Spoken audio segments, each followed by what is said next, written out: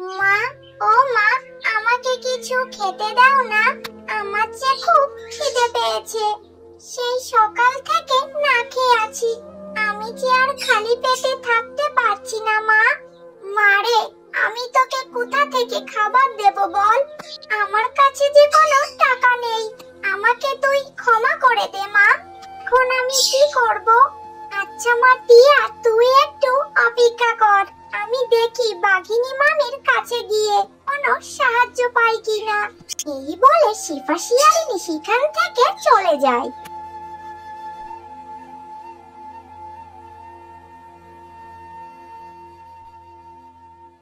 কি রে শেফা, তুই হঠাৎ আমার বাড়িতে?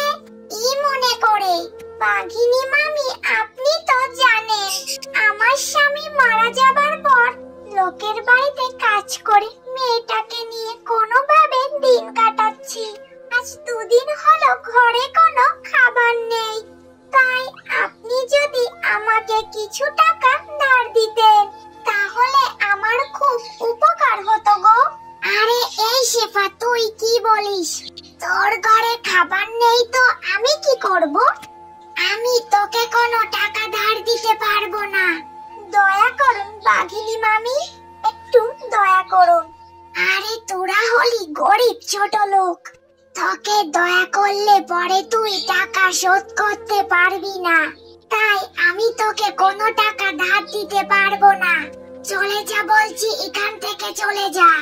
এরপর শেফা শিয়ালিনী সেখান থেকে মন খারাপ করে চলে যায়। হে সৃষ্টিকর্তা, আমি এখন কি করব? আমার মেয়েটা যে না খেয়ে আছে, আমি তার মুখেই বা কি তুলে দেব? আপনি আমার উপর দয়া করুন সৃষ্টিকর্তা, আপনি আমার উপর দয়া করুন। আমি যে আর সহ্য করতে পারছি না।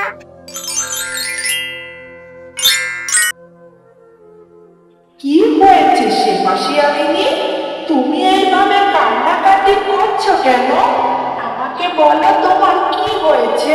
এরপর শেফা শিয়ালিনী পরীকে সব কথা খুলে বলে। ও, এই ব্যাপার, ঠিক আছে, তুমি কোনো চিন্তা করো না। এই নাও জাদু সোনার হাড়ি, এইগুলো বিক্রি করে